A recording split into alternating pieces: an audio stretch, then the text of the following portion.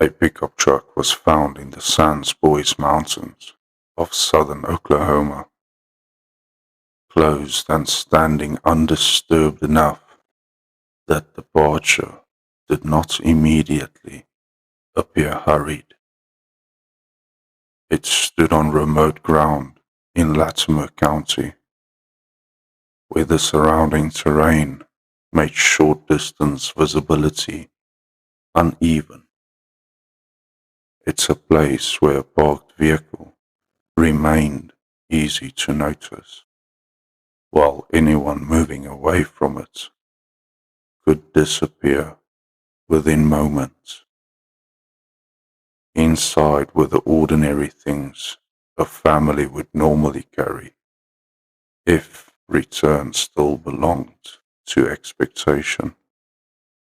Mobile phones, wallets, identification, jackets.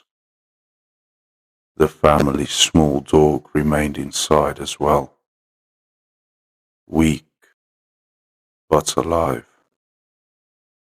That detail mattered because the living animal inside the truck suggested interruption rather than deliberate abandonment, something close enough to ordinary departure that return still seemed expected, and distant enough from ordinary return that time had already begun acting against what remained.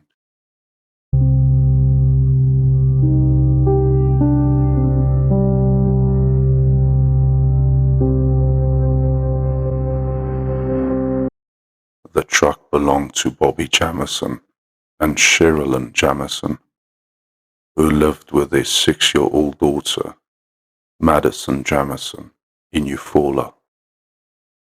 The family had traveled into the mountains during October 2009 to inspect land they were reportedly considering purchasing.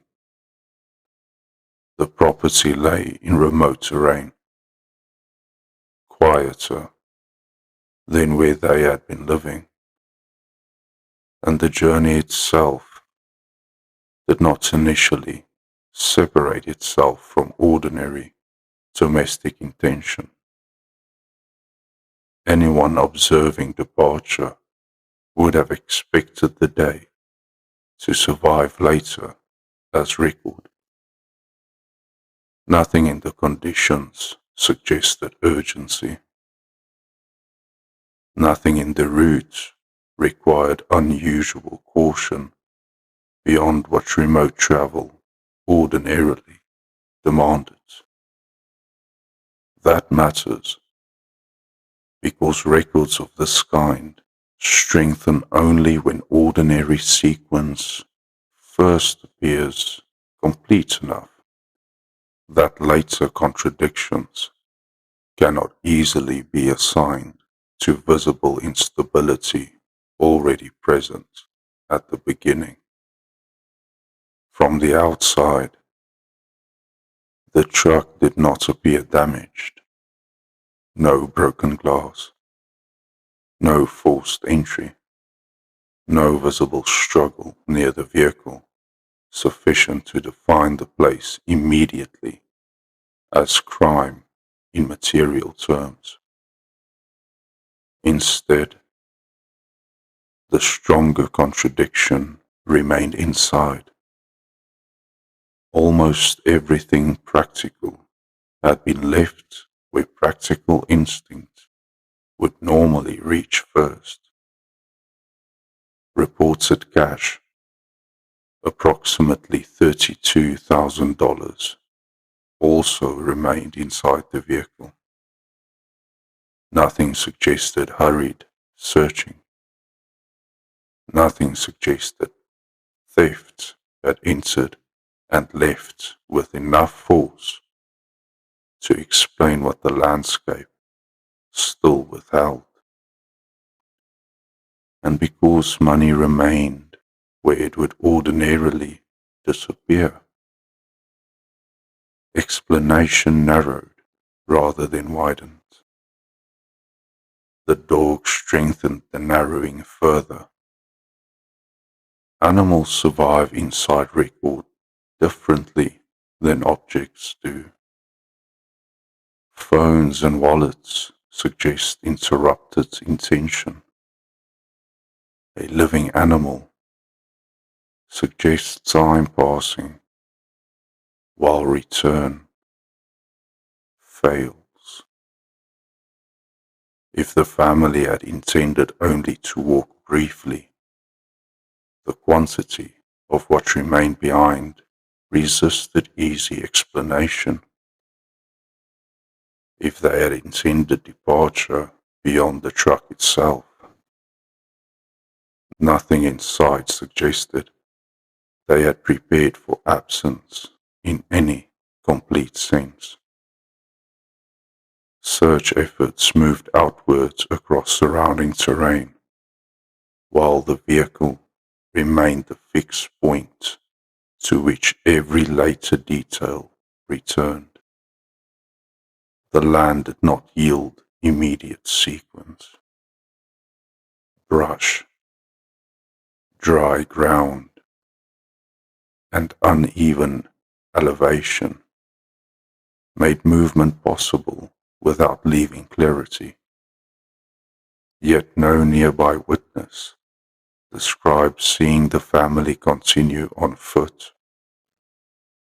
No immediate physical trace established direction strongly enough that early search could restore certainty before uncertainty hardened.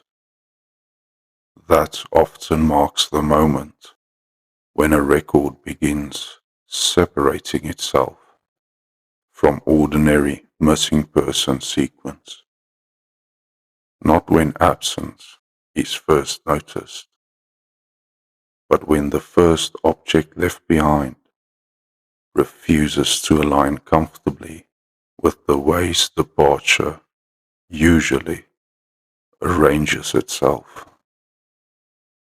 As investigators reconstructed the day, surveillance footage from outside the Jamison home drew attention because it preserved the final visible sequence before the mountains entered the record. The footage showed Bobby and Sherilynn moving between the house and the truck while loading items into the vehicle. The movements appeared methodical enough that later observers repeatedly described it as unusually quiet. At times, they crossed the driveway in silence. One remained still, while the other continued moving. Then the pattern shifted again. Nothing visible established panic. Nothing established conflict strongly enough to assign explanation afterward with confidence. And yet, those who later reviewed the footage often returned to how little in it announced what would follow. Ordinary preparation survived frame by frame without visibly declaring itself unusual. That is often why such footage unsettles more than clearer distress would. Distress explains itself quickly. Ordinary movement, followed by unresolved absence, does not. The recording therefore offered no answer. It only preserved that the family departed home under conditions outwardly calm enough that whatever later interrupted sequence had not yet declared itself visibly before the truck entered the mountains. By then the vehicle had already become central because every later detail still had to answer what had remained inside it. As more surrounding details emerged, the family's domestic circumstances appeared less simple than the truck alone first suggested. Financial strain had reportedly existed. Health concerns were described within the household. Some who knew them later spoke of tension. Others described plans still pointing forward, interest in changing where they lived, continuing attention toward land, ordinary efforts consistent with the family still arranging a future rather than abandoning it. None of those details formed a complete line. That matters because records weaken when later pressures are allowed to behave like verdicts they never fully earned.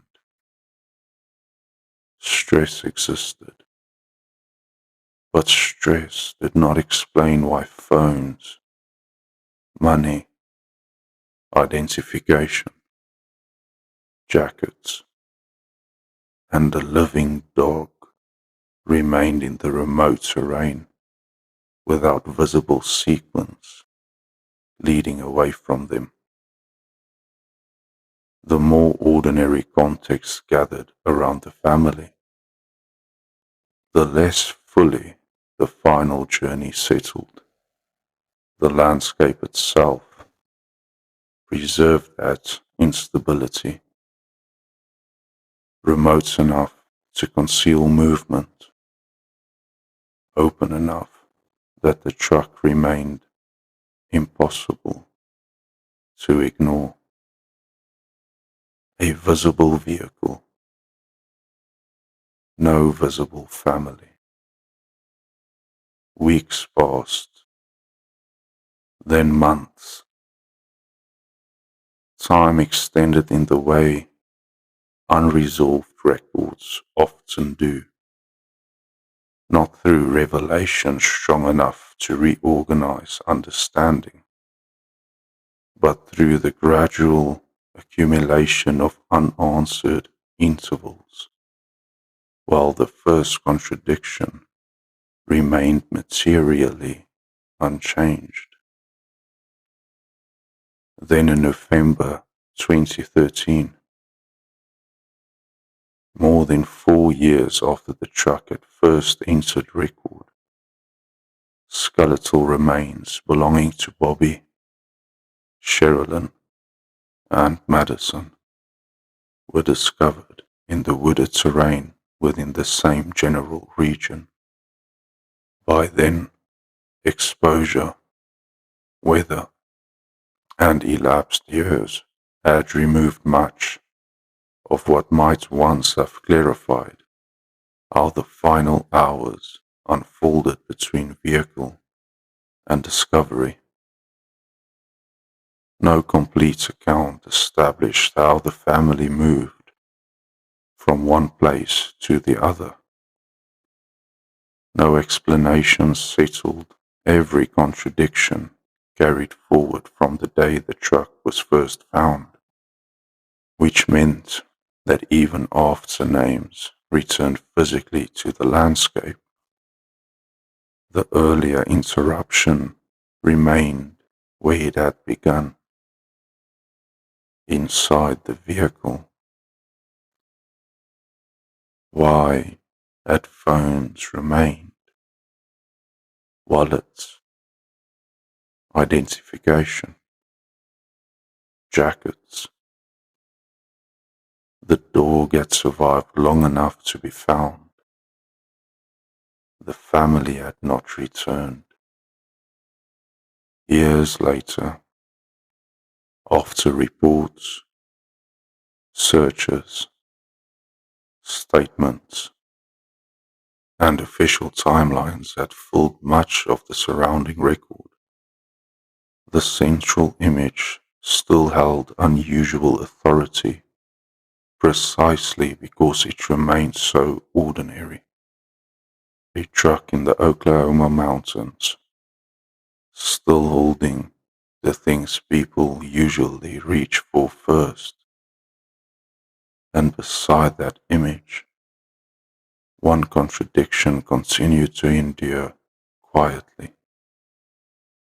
that everything necessary for leaving had entered that place, while everything necessary for return had remained behind. What is recorded remains. The record remembers.